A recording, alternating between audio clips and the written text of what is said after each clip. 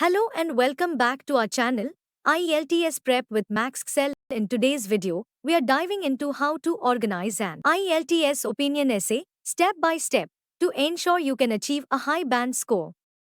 We'll break down each part of the essay to make it as clear as possible.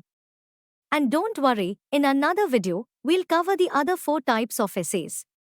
So, if you're aiming to excel in all areas of the IELTS writing section, make sure to hit that subscribe button and stay tuned. Let's get started. Before we dive into the details of organizing an opinion essay, let's first brush up on the grading criteria for the IELTS writing test. Understanding these criteria is crucial to scoring well. There are 4 main areas that your writing will be assessed on. Let's go through each of these criteria and explain what examiners are looking for. This will help you tailor your writing to meet these standards effectively. Here we go. First up, task achievement for task 1 or task response for task 2. Are you answering the question thoroughly? For opinion essays, make sure your position is clear and well supported throughout your essay. Next, coherence and cohesion. This is all about how your essay flows. Are your ideas logically organized? Do you use connectors to smoothly link your thoughts? This keeps your essay structured and easy to follow.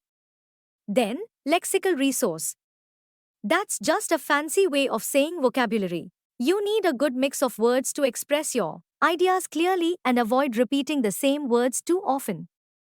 And finally, grammatical range and accuracy. Mix it up with some complex sentence structures, but keep your grammar tight. Even the most sophisticated ideas won't score well with sloppy grammar.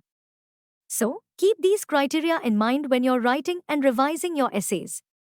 They're your roadmap to a great score. Opinion essays ask you to express your viewpoint on a particular topic, providing reasons and examples to support your opinion. It's your chance to show how well you can argue a position in written English. Here's how you can structure an opinion essay. 1. Introduction. Briefly introduce the topic and state your opinion clearly. This sets the stage for the whole essay. 2. Body paragraphs. Each paragraph should contain a single main idea that supports your viewpoint, backed by reasons and examples. Typically, you'll need at least 2 of these. 3. Conclusion. Summarize your main points and reiterate your opinion firmly, ensuring there's no new information added. Here. Stick around as we break down each part of this structure in more detail, showing you exactly how to build an essay that's both persuasive and well organized. Let's get started. Let's discuss the topic. Governments should spend more money on education than on recreation and sports. Do you agree or disagree? Let's dive into how you can structure your essay to clearly present your opinion. 1. Planning. Start by jotting down your initial thoughts. Do you think education should be prioritized over sports and recreation? List down to 2-3 reasons supporting your viewpoint.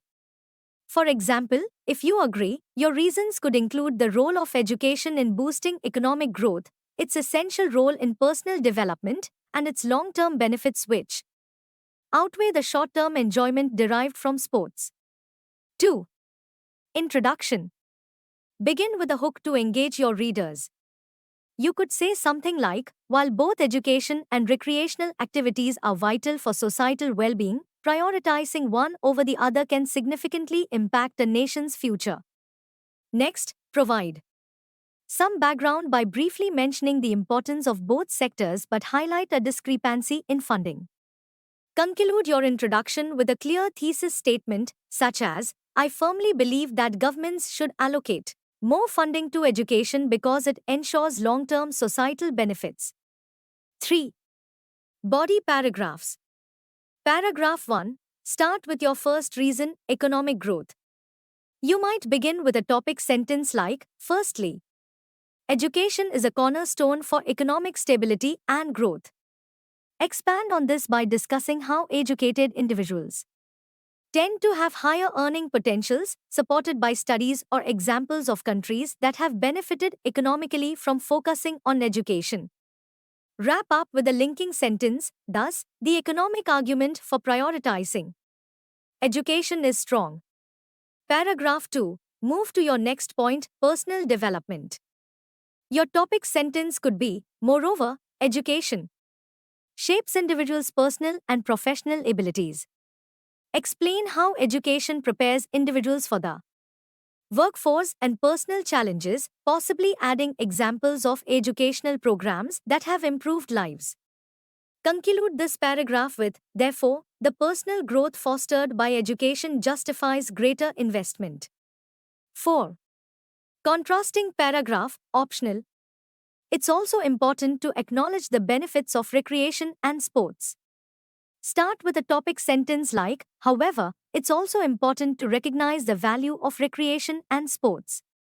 Discuss the physical and mental health benefits, along with the community engagement and unity that sports can foster, referencing countries where government support for sports has improved national health or social cohesion. Then link back to your thesis with, while these benefits are significant, they do not outweigh the comprehensive advantages provided by educational investments. 5. Conclusion.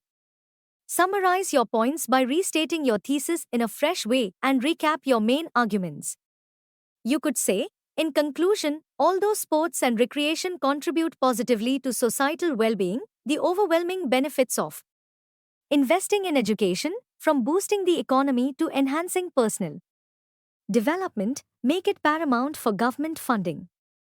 Here's the final result.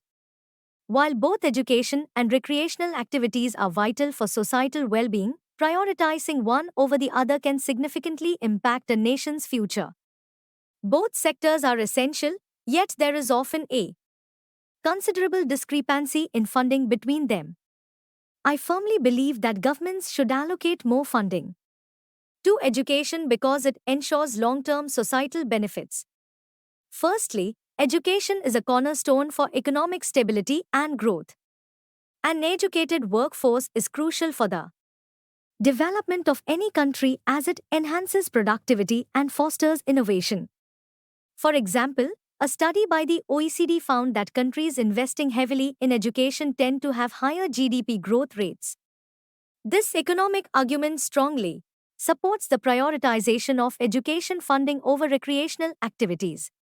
Moreover, education shapes individuals' personal and professional abilities. It equips people with the necessary skills to face the challenges of the modern world and increases their employability.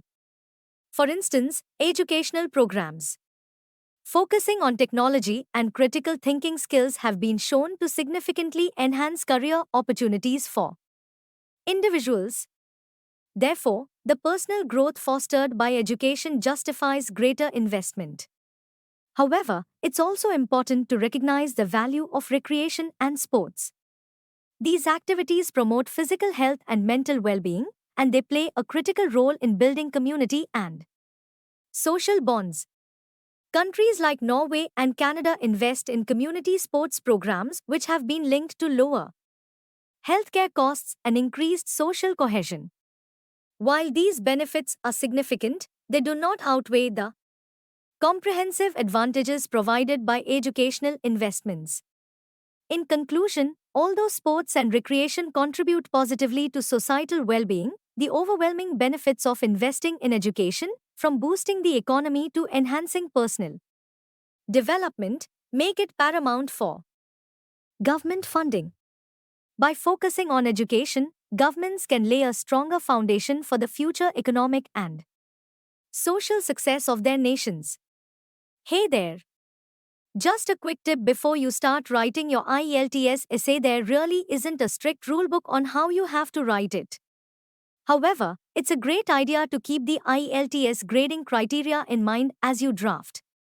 We are talking about 4 important ones: task response, coherence and cohesion, lexical resource, and grammatical range and accuracy. By focusing on these areas, you can make sure your essay not only flows well but also ticks all the boxes that the examiners are looking out for.